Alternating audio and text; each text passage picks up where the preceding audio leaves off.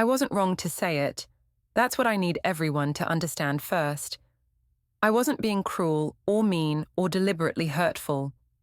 I was making an accurate observation based on months of frustration, based on countless conversations where I tried to connect emotionally and he responded with logic, based on endless attempts to get him to open up and him shutting down instead, based on my very valid assessment that he lacked the emotional intelligence necessary for a healthy relationship. Emotional IQ matters. It's one of the most important factors in relationship success, more important than regular intelligence, more important than compatibility, more important than shared interests or physical attraction. If you can't understand and manage emotions, your own and your partner's, you can't maintain intimacy. That's just psychology. That's what all the experts say. That's what I learned from years of therapy and self-development work. He operates on pure logic. That's his default. That's his response to everything. When I'm upset, he tries to solve it instead of feeling it with me. When I'm emotional, he stays rational instead of matching my energy. When I need validation, he offers solutions. When I need empathy, he gives advice. It's like trying to have an emotional conversation with a computer, like talking to someone who's never experienced feelings, like he's missing the part of his brain that processes emotions. I called him a monkey during an argument. Not to his face initially. I said it to my friend during a vent session about our latest fight. I swear he has the emotional IQ of a monkey. Actually, monkeys probably have better emotional intelligence. At least they show when they're upset. At least they have reactions. It felt accurate, felt like the perfect description of someone who couldn't access or express emotions in any meaningful way. But then I said it to him. During our next argument, when he was being particularly robotic about my feelings, when he was analyzing instead of empathizing, when he was problem-solving instead of just being present, I snapped and said it.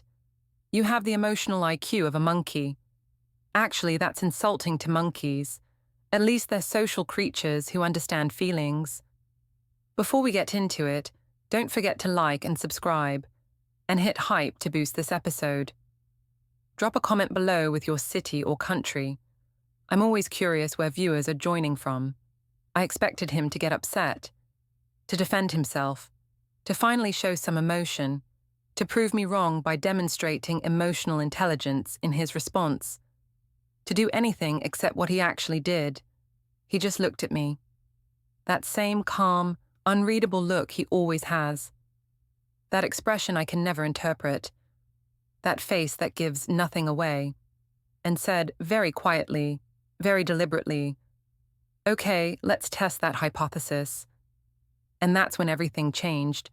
That's when I stopped being the one analyzing him and became the one being analyzed. That's when I thought I was proving a point and instead got taught a lesson I never saw coming. Hinted en affirm efra se in bofrusau and yora for cochrane. He set up what he called an experiment. Said it with that same measured tone he uses for everything. That calm that I've always interpreted as emotional unavailability, but that I'm starting to suspect might be something else entirely. You said I have the emotional IQ of a monkey. That's a testable claim. Emotional intelligence has measurable components, so let's measure them. Let's see who actually demonstrates higher emotional intelligence through their behavior rather than their self-assessment. This is ridiculous. You can't measure emotional intelligence like it's a science experiment. Actually, you can. There are established markers: self-awareness, self-regulation, motivation, empathy, social skills. We can observe these traits through behavior, through how we respond to emotional situations, through how we manage conflicts, through how we interact.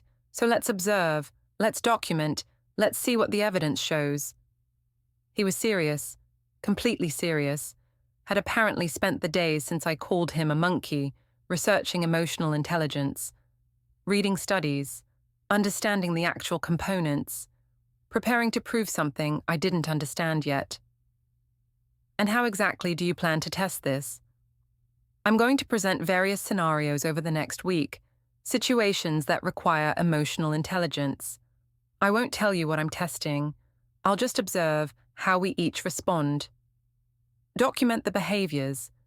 Compare them to established emotional intelligence markers. Then we'll review the results together. If I really do have the emotional IQ of a monkey, the data will show it. If I don't, maybe you'll reconsider your assessment. You're really going to make our relationship into a research project. You already made it one.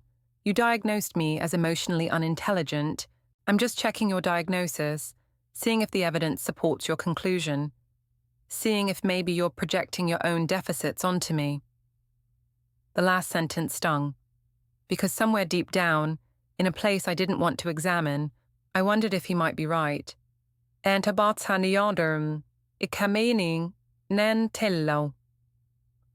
1 came the next day. Monday evening, I didn't know it was a test at the time. Didn't know he was observing and documenting and evaluating. Didn't know I was being measured against the very standards I'd used to criticize him. Just thought we were having a normal conversation.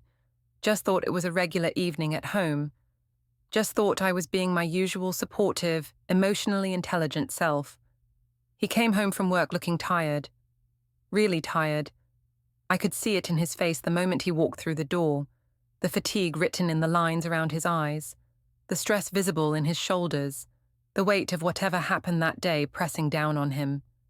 And my first instinct was to ask about it, to connect, to show care, to demonstrate the emotional intelligence and empathy I claimed he lacked. "Bad day?" I asked from the couch, looking up from my phone, concerned, attentive, ready to be the supportive partner I prided myself on being. "Yeah, pretty bad." His voice was flat, depleted, empty of the usual energy. He set down his bag with a heaviness that matched his tone. "What happened? Tell me about it." I patted the couch next to me, inviting him to sit, to share, to open up to me in the way I was always encouraging him to do. He sat down, took a breath, and explained. Something about a project he'd been leading for months failing, about a presentation to executives that went poorly, about letting his team down, about making technical decisions that seemed right at the time but turned out to be wrong, about feeling like he'd wasted everyone's time and resources, about questioning his competence, about feeling like maybe he wasn't as good at his job as he thought. Actual vulnerable sharing, actual emotional content, actual opportunity for me to demonstrate the emotional intelligence I claimed he lacked, actual chance to show empathy and support and presence. And what did I do? What was my emotionally intelligent response to his vulnerability? What did I offer when he was sharing something painful and difficult? I tried to fix it, immediately, instinctively, automatically. Jumped straight to solutions without pausing to acknowledge how he felt. Without sitting with his disappointment for even a moment. Without letting him finish processing before I started problem solving. Well, did you try approaching it from a different angle? What if you restructure the timeline to give yourself more development time? Have you considered delegating more of the technical decisions to your senior engineers? Maybe the problem is your planning process. Did you build in enough buffer time? Here's what I would do if I were in your situation. On and on. Solution after solution. Fix after fix. Advice after advice. Strategy after strategy. I was so focused on helping him feel better by solving the problem that I completely missed what he actually needed. Not once did I just listen. Not once did I just acknowledge how he felt. Not once did I just say, "That sounds really hard," or "I'm sorry you're going through this," or "That must be disappointing." Not once did I just be present with his disappointment without trying to make it better. Not once did I let him have his feelings without jumping to eliminate them. He listened to all my suggestions, nodded occasionally, made small acknowledging sounds. Didn't interrupt my advice giving, Didn't stop me from explaining how he should have handled it differently. Just let me talk through all my solutions while he sat there absorbing my completely unhelpful attempt at support. Then said quietly, gently, without any edge, "Thanks. I appreciate you trying to help. I think I just need to sit with it for a bit. Just need to feel disappointed for a while without trying to fix it yet." And I should have heard that. Should have recognized that as clear communication of his needs. Should have adjusted my approach. Should have said, "Of course, I understand. Take all the time you need." Should have just sat with him in the disappointment instead of continuing to push solutions. But I didn't. I kept going. But if you just think about the restructuring option, you could probably salvage most of the work. It's not too late to turn this around. You just need a better strategy going forward. Maybe. I'll think about it tomorrow. Right now, I just need to process. Patient, clear, setting a boundary about what he needed. And then he did something I should have done from the beginning. Something that demonstrated actual emotional intelligence. Something that showed he understood what I'd failed to understand. He asked me about my day, shifted focus away from his problems, showed interest in my experience, demonstrated the social skill component of emotional intelligence, the ability to engage with others even when you're struggling yourself, the capacity to be present for someone else even when you need presence yourself. How was your day? What did you get up to? I talked about my day, launched into a story about something frustrating that happened with a coworker, about feeling underappreciated at work, about being annoyed by office politics and feeling like people don't recognize my contributions, about a meeting where my ideas were ignored, about feeling invisible and unvalued, vented for probably 10 minutes straight about various frustrations, and he just listened, didn't interrupt with solutions, didn't try to fix it, didn't analyze what I should have done differently, didn't suggest alternative approaches or better strategies or ways I could have handled it more effectively. Just listened, gave me his full attention, made eye contact, nodded at appropriate moments, made those small sounds that show you're engaged and tracking what someone's saying, said things like, "That sounds really frustrating," and "I can see why that would bother you," and "That must have been difficult to deal with," and "You deserved better than that." Reflected my feelings back to me, validated my experience, acknowledged my emotions without trying to solve anything, demonstrated empathy without trying to fix, did exactly what I needed without me having to explain what I needed. When I finished venting, I felt better, genuinely better, felt heard, felt understood, felt validated, felt like my experience mattered, felt like someone actually got it, and I realized, with uncomfortable clarity, that he'd just done for me what I completely failed to do for him. He'd demonstrated emotional intelligence through behavior, while I demonstrated its absence, despite claiming to possess it. The contrast was stark, undeniable. When he needed empathy, I gave advice. When I needed empathy, he gave empathy. When he was vulnerable, I tried to fix him. When I was vulnerable, he just listened. He knew what to do instinctively, or had learned it well enough that it looked instinctive. I knew all the theory and couldn't execute the practice. That night, after I'd gone to bed, I saw him sitting at the kitchen table, writing in a notebook, making notes, documenting something, recording observations, building his case, and I should have been curious, should have asked what he was writing, but I was too tired and too satisfied from being heard to wonder what he was documenting.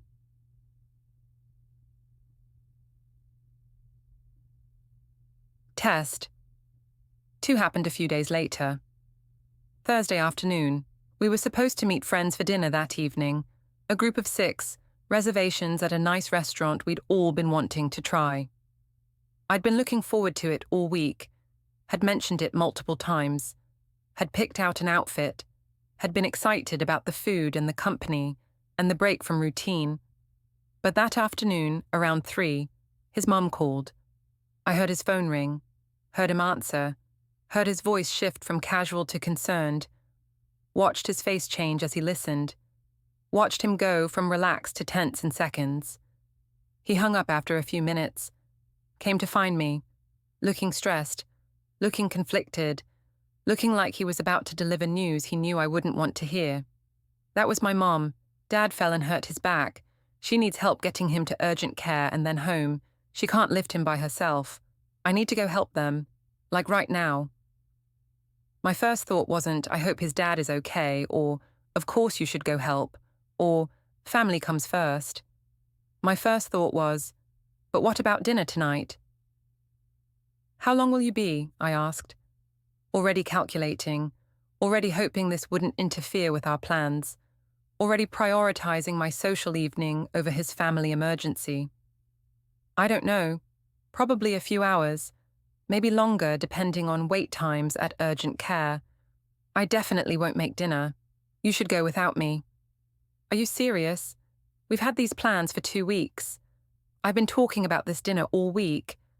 Can't your brother help your mum? He lives closer. Why does it always have to be you? This is so typical. Your family always has some crisis right when we have plans. I watched his face as I said this, watched him process my reaction, watched something shift in his expression. Disappointment, maybe, or hurt, or confirmation of something he suspected about me. Watched him realize that his partner wasn't going to be supportive, wasn't going to prioritize his family's needs, wasn't going to demonstrate understanding or flexibility or empathy, was going to make his father's injury about her inconvenience. My brother is out of town. Mum specifically asked for me. Dad is hurt and needs help. This isn't optional. This is me being a good son when my parents need me. I thought you'd understand. I thought you'd want me to help my family. I do understand. I'm just disappointed. I was really looking forward to tonight. This restaurant is hard to get reservations at. And I already bought a new outfit specifically for this. Now I have to either go alone or cancel. So go. Go with our friends. Have a nice dinner. I'll make it next time. But right now I have to leave. My dad is hurt and my mum needs help. That's more important than a restaurant reservation. He was staying calm, staying measured, staying patient despite my completely self-centered response to his family crisis. Not getting defensive or angry about my lack of support. Not pointing out how selfish I was being. Not criticizing my failure to demonstrate empathy. Just staying regulated. Just stating facts. Just being clear about his priorities while I demonstrated mine. You always do this. Always put your family first. Always drop everything for them.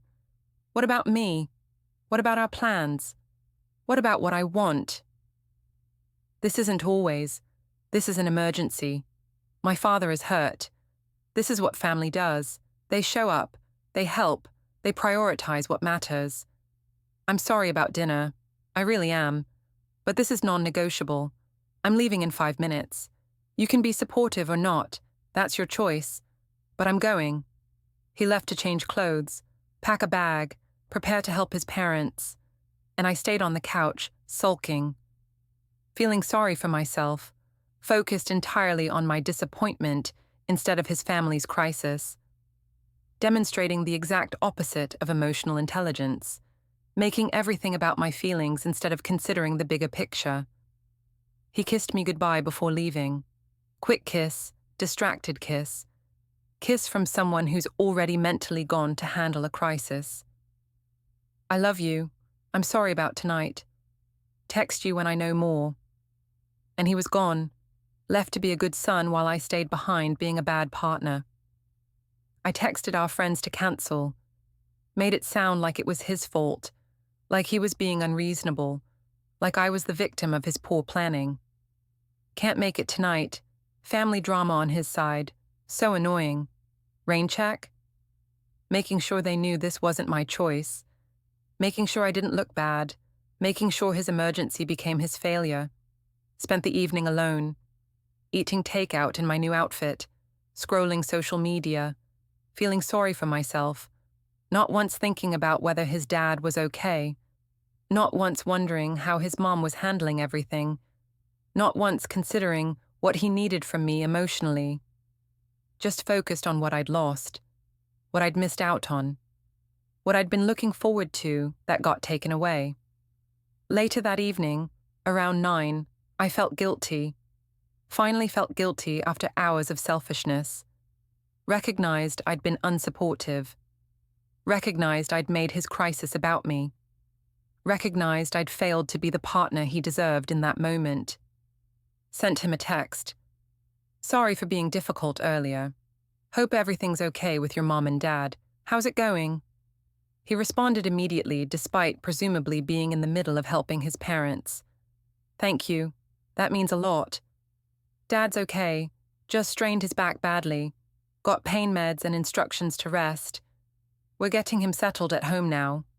Should be done in an hour or so. Sorry again about dinner. We'll make it up soon. Love you. No grudge, no passive aggression, no making me feel worse about my initial reaction, no pointing out how selfish I'd been, no criticizing my lack of support, just acceptance and moving forward and immediate forgiveness. More emotional maturity than I'd shown all day, more grace than I deserved, more emotional intelligence in one text than I'd demonstrated in the entire situation.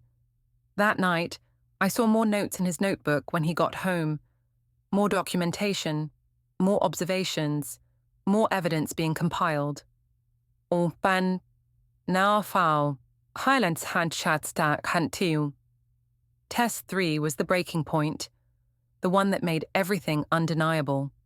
We had an argument. I don't even remember what started it. Something small that escalated. Some disagreement that I turned into a fight because I was in a mood. Some minor irritation that I couldn't let go. And I escalated. I'm aware enough to admit this now. I escalated deliberately, pushed buttons, said things designed to get a reaction, used the tactics I always use when I want him to engage emotionally, bringing up past issues, making comparisons, using absolute language like you always and you never. You never listen to me. You always dismiss my feelings. You're just like your father, emotionally unavailable and cold. This is exactly what I was talking about. This is why I said, you have the emotional IQ of a monkey. I was trying to provoke him, trying to make him angry, trying to get him to finally lose his composure and yell back and prove that he did have emotions underneath that calm exterior. And he just looked at me. Let my words hang in the air. Let the cruelty of what I said land fully. Let there be silence where I expected argument. Then he said, very calmly, very clearly, I'm going to walk away now. Not because I don't care, not because I'm emotionally unavailable, but because continuing this conversation while you're escalated won't be productive. I'm going to take a break. When you're ready to talk calmly, I'll be here. And he walked away. Just walked away. Removed himself from a toxic situation. Demonstrated the self-regulation component of emotional intelligence. Did exactly what every therapist says to do when conflict is escalating. Took a break, set a boundary, chose not to engage in destructive patterns. I followed him, because I wasn't done, because I wanted the fight, because I wanted him to engage with my anger instead of managing his own emotions responsibly. Don't walk away from me. That's so disrespectful. You can't just leave in the middle of an argument. That's avoiding. That's what emotionally immature people do. He stopped, turned around, and said something that broke through my anger. What I'm doing is exactly what emotional intelligence looks like. I'm recognizing that I'm starting to feel defensive and angry. I'm aware that if I stay and engage right now, I'll say things I'll regret. I'm regulating my response instead of reacting impulsively. I'm choosing to preserve our relationship instead of winning an argument. That's not avoidance, that's wisdom. That's the difference between feeling emotions and being controlled by them. Every word was measured. Every sentence was clear. Every observation was accurate. He wasn't shutting down. He was demonstrating mastery of his emotional state while I was demonstrating the opposite. I stood there in the hallway watching him walk to the bedroom and close the door gently, not slamming it, just closing it to create space, and realized I'd just proven his point. I'd just demonstrated lower emotional intelligence than the person I'd called a monkey. I'd just shown that knowing therapeutic vocabulary doesn't equal emotional skill. That calling someone else emotionally unintelligent doesn't make you emotionally intelligent. That night, I saw the notebook on the coffee table, saw the notes he'd been making, and I read them. I know I shouldn't have, but I couldn't resist. And the notes were devastating. Clinical, observational, accurate. Test 1, empathy response. Subject showed inability to sit with partner's negative emotions. Immediately jumped to problem solving instead of emotional validation. Failed to demonstrate empathy despite claiming to value it. When roles reversed, I modeled empathy through active listening, validation, and presence. Subject felt heard by my approach. Subject did not provide same experience for me. Test 2, flexibility and understanding. Subject prioritized social plans over family emergency. Made partner's crisis about her own disappointment. Demonstrated self-centered response rather than supportive one. Took several hours to recognize and apologize for initial reaction. I remained calm despite frustration. Did not weaponize her selfishness in future arguments. Accepted apology without making her feel worse. Test 3, conflict management. Subject deliberately escalated argument. Used inflammatory language. Brought up past issues. Made personal attacks, including comparing me to my father and repeating the monkey insult. I recognized my own rising anger and chose to disengage rather than escalate. Subject followed and criticized my boundary setting as avoidance and immaturity when it was actually self-regulation and wisdom. Subject's behavior in this test alone demonstrates significant deficit in emotional intelligence despite her claims of superior EQ. Then a summary section. Emotional intelligence components assessment, self-awareness. Subject appears to lack awareness of her own emotional patterns, reactive tendencies, and impact on others. Rates self highly despite behavioral evidence of deficits. Self-regulation. Subject struggles to manage impulses, control escalation, and choose constructive responses over reactive ones. Criticizes others' self-regulation as emotional unavailability. Motivation. Unable to assess this component through these tests. Empathy. Subject understands emotions intellectually, but fails to demonstrate empathy behaviorally. Provides solutions when validation needed. Centers own experience when supporting others. Social skills. Subject's communication during conflict is destructive. Uses personal attacks, absolute language, and deliberate escalation tactics. Unable to argue constructively. Conclusion. Subject demonstrates knowledge of emotional intelligence concepts but not application. Confuses intellectual understanding with behavioral competence. Projects own deficits onto partner. Assessment of partner as having emotional IQ of monkey appears to be projection rather than accurate observation. Reading this felt like being dissected, like having a mirror held up showing every flaw I'd been denying. Like having someone I accused of emotional stupidity prove they understood emotions better than I did. Well enough to observe, document, and analyze patterns I couldn't see in myself. I heard footsteps behind me. He'd come out of the bedroom, saw me reading his notes, didn't get angry about the privacy violation, just sat down across from me. I wasn't trying to humiliate you, he said quietly. I was trying to show you something you couldn't see. You called me a monkey, said I have the emotional IQ of an animal.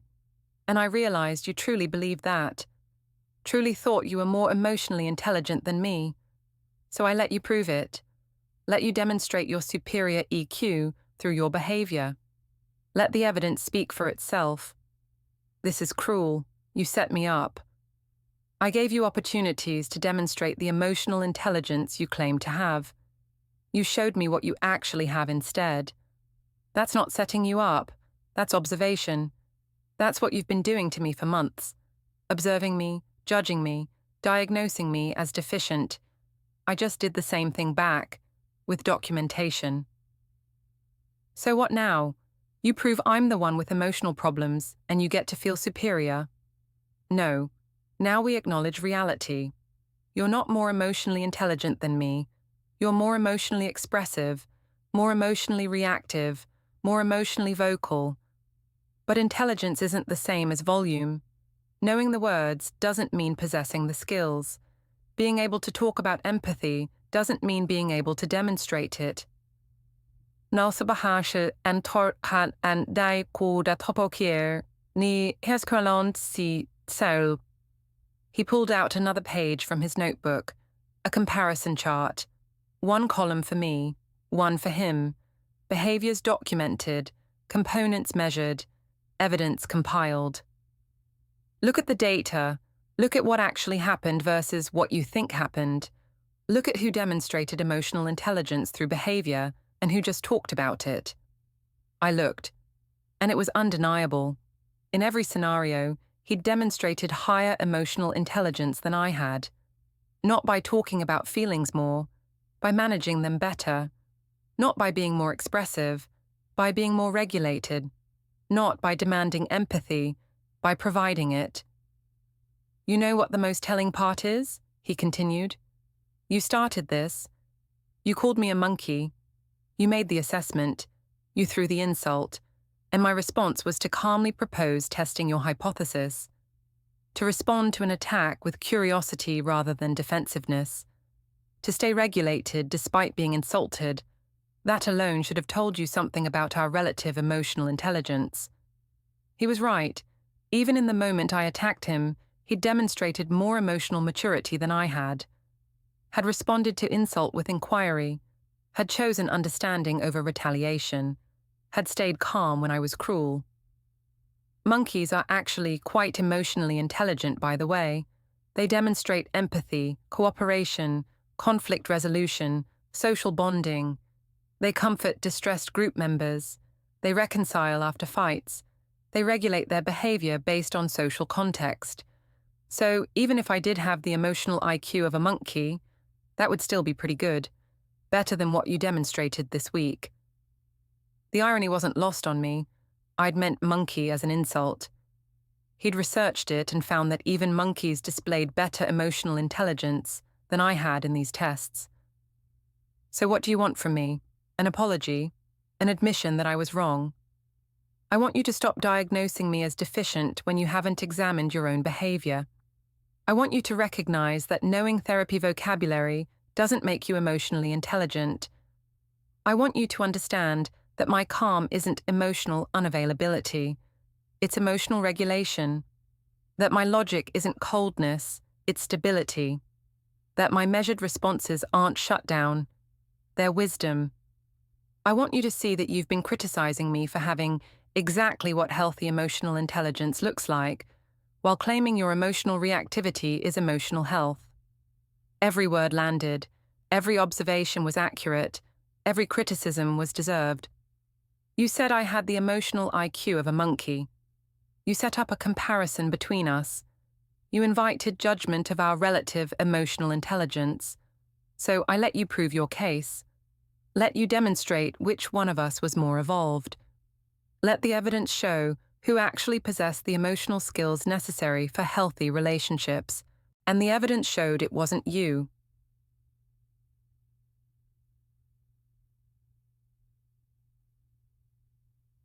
We sat in silence for a long time after that, me processing everything I'd read, everything I'd been shown, everything I'd demonstrated about myself while thinking I was demonstrating his deficits.